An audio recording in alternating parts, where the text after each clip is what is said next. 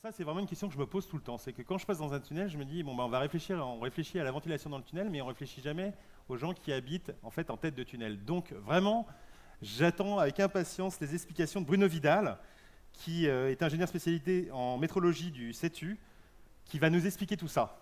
Bienvenue, monsieur Vidal.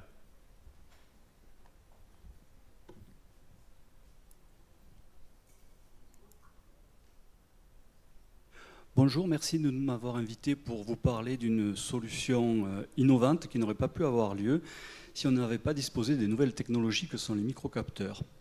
Il s'agit du projet Boré, qui est un projet qui se tient sur ce territoire, un projet qui est mené par Atmo Sud, j'ai failli faire le lapsus, mélange les deux noms, en collaboration avec la direction des routes Méditerranée. Ça s'articule autour de la rocade L2, la toute nouvelle rocade qui va ouvrir à l'automne prochain. Et quand le trafic sera en route, on lancera l'expérimentation à partir de 2009. Ça consiste à étudier, les phénomènes qui se passent aux alentours des têtes de tunnel. C'est un sujet qui est extrêmement sensible, avec beaucoup d'inquiétudes, ce qui sont souvent exagérées. Et puis, ça peut mener même à des vives joutes politiques. Donc, il faut manipuler les mots avec prudence. Alors, le contexte, c'est la qualité de l'air aux têtes de tunnel. Le tunnel, c'est un objet technologique qui paraît simple, qui concentre les émissions des polluants routiers.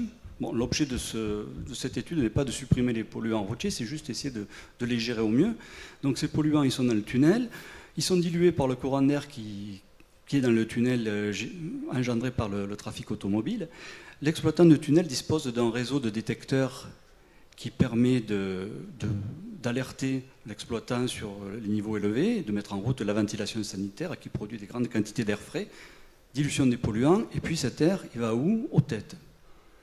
Généralement, les polluants sont assez rapidement dispersés dans l'atmosphère et se mélangent avec la pollution de fond au bout de quelques dizaines, voire à centaines de mètres. Mais qu'est-ce qui se passe dans cet espace-là? Ça va dépendre de la topographie du site, ça va dépendre de l'habitat, s'il y a des immeubles très près de la tête ou si c'est éloigné. D'autres paramètres à prendre en compte, c'est le niveau de trafic, la pollution de fond, et puis surtout les conditions atmosphériques. Le vent fait la pluie et le beau temps, si j'ose me permettre. Donc ce projet, il se base sur un réseau de microcapteurs qui permettent d'établir une cartographie en temps réel des concentrations en NO2 dans toute la zone d'expérimentation. On va choisir les points les plus sensibles du site et on obtiendra les valeurs entre guillemets vraies. Pour transposer avec l'exposé d'Arial de tout à l'heure, là on est sur la mesure, et puis on avait avant les modélisations qui montraient qu'il y avait des situations potentiellement à risque. Et là, donc avec les mesures, qu'est-ce qu'on va faire? On va agir. On aura les mesures du réseau de microcapteurs, plus les mesures du tunnel.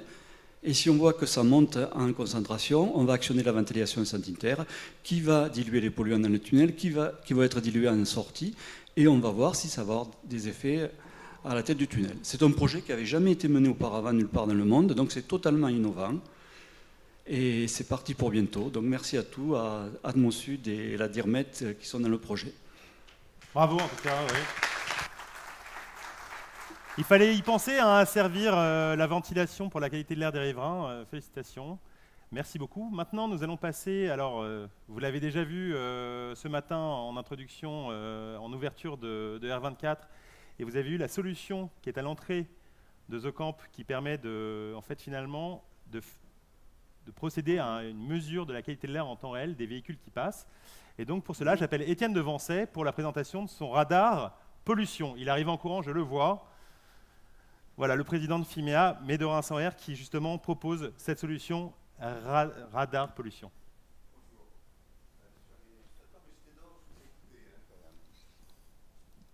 Ça marche? Voilà, bonjour.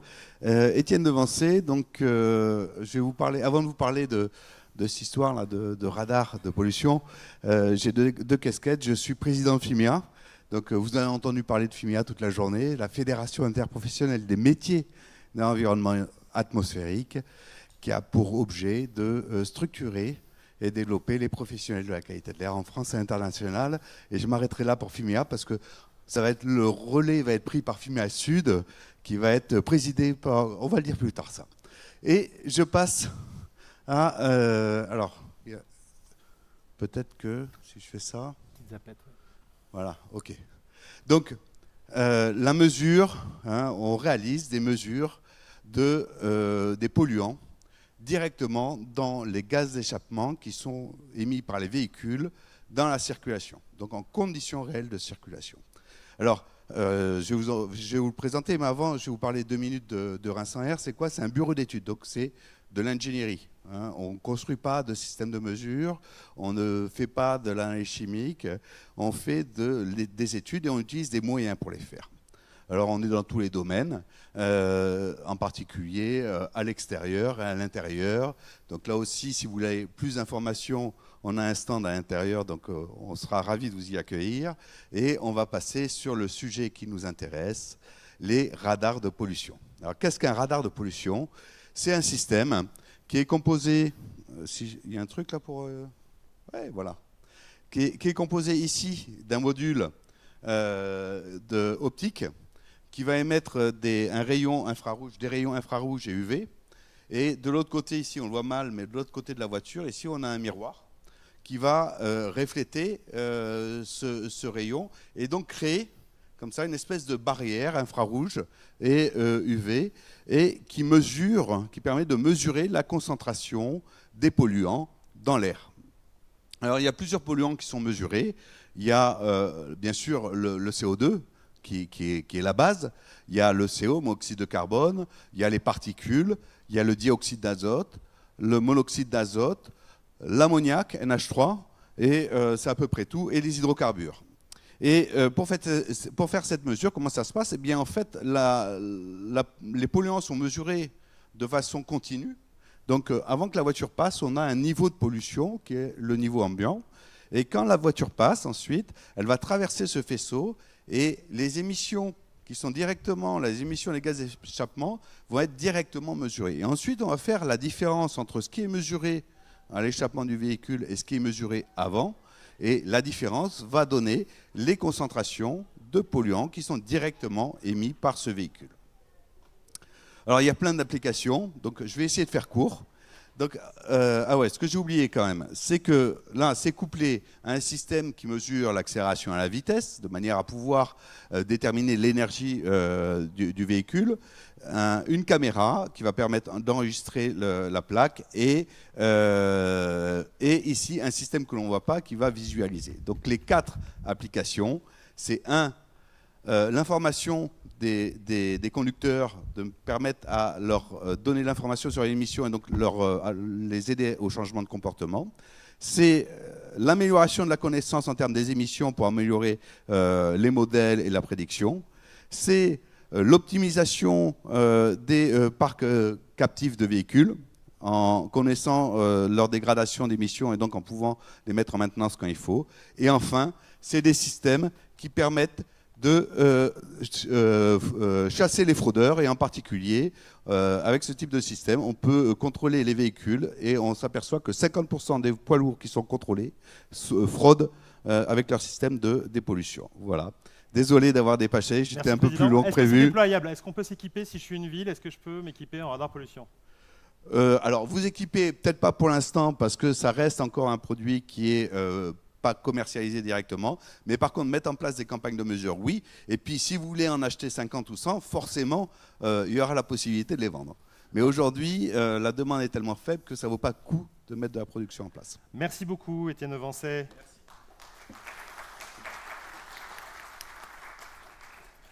Alors maintenant, nous allons parler d'une application avec monsieur le docteur Denunzio, voilà, de l'IFPEN, qui va nous aider à réduire nos émissions au quotidien. Bienvenue, docteur. Merci pour l'introduction. Alors, bonjour à tous, je m'appelle Giovanni Denunzio, je suis ingénieur de recherche à l'IFP Énergie Nouvelle. Je vais vous parler d'une application que nous avons créée pour smartphone et d'un projet collaboratif sur lequel nous travaillons en collaboration avec Aria Technologies et Atmosud. Donc, dans nos villes, le trafic routier est une source majeure d'émissions polluantes, mais on croit trop souvent que le seul axe d'amélioration de ce problème, c'est l'évolution technologique des véhicules.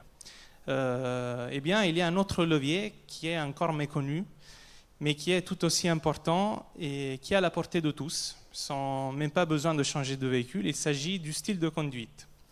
Nous sommes partis d'un constat très simple. En fait, pour un même véhicule, peu importe la technologie, pour une même route, les émissions de NOx, par exemple, peuvent varier d'un facteur 1 à un facteur 4 selon le style de conduite. Et c'est pour cela que nous avons créé GECOR. Donc GECOR est une application gratuite qui transforme notre smartphone en capteur virtuel d'émissions liées à la mobilité. Comment ça fonctionne? Le fonctionnement est assez simple pour l'utilisateur. Donc l'application s'installe, elle détecte automatiquement nos déplacements, quel que soit le mode de transport. Elle analyse les émissions émises lors de chaque trajet. Elle nous donne des conseils personnalisés pour améliorer notre style de conduite si on fait des déplacements en voiture. La vidéo ne marche pas, malheureusement. Et enfin, elle calcule un score de mobilité pour chaque trajet qui ensuite est agrégé pour chaque jour de manière à avoir une espèce de timeline pour évaluer notre propre évolution au cours du temps. Donc si GECOR peut apporter beaucoup d'informations à l'individu pour améliorer son propre style de conduite et même réduire sa consommation de carburant, en fait notre ambition principale reste celle de transformer l'individu en acteur actif d'une campagne de citizen science, disons. Donc c'est pour ça que nous nous efforçons de développer ce volet communautaire à travers le déploiement de challenges, par exemple, sur des zones géographiques. Et le but ultime étant celui de réinjecter dans nos villes toutes ces connaissances acquises grâce à l'application GECOR et à la communauté. Mais nous avons voulu aller un peu plus loin, nous avons pensé aussi aux collectivités, au pouvoir public. En fait, toutes ces données GECOR qui sont collectées par GECOR et qui sont bien sûr anonymisées, peuvent être agrégées pour créer des cartographies d'émissions qui ensuite peuvent être utilisées par les experts des collectivités pour prendre des décisions averties en termes de changement du plan de circulation, même réaménagement de l'infrastructure routière. Donc, juste en 2 mots, ce projet Hermès sur lequel nous avons commencé à travailler avec Aria Technologies et Atmosud, le but, ça sera de créer une carte de la qualité de l'air à une échelle temporelle et spatiale très fine. Donc, on a vu que l'IFP Énergie Nouvelle sera capable de créer une carte d'émissions à l'échappement, à la source. Ces émissions-là seront l'entrée, iront alimenter les modèles de dispersion 3D de Aria Technologies. Et enfin, Atmosud nous apportera toutes ces connaissances en termes de trafic, composition du parc auto et bien sûr le terrain d'expérimentation qui sera le quartier de Romède à Marseille. Bon, voilà. Merci pour votre attention.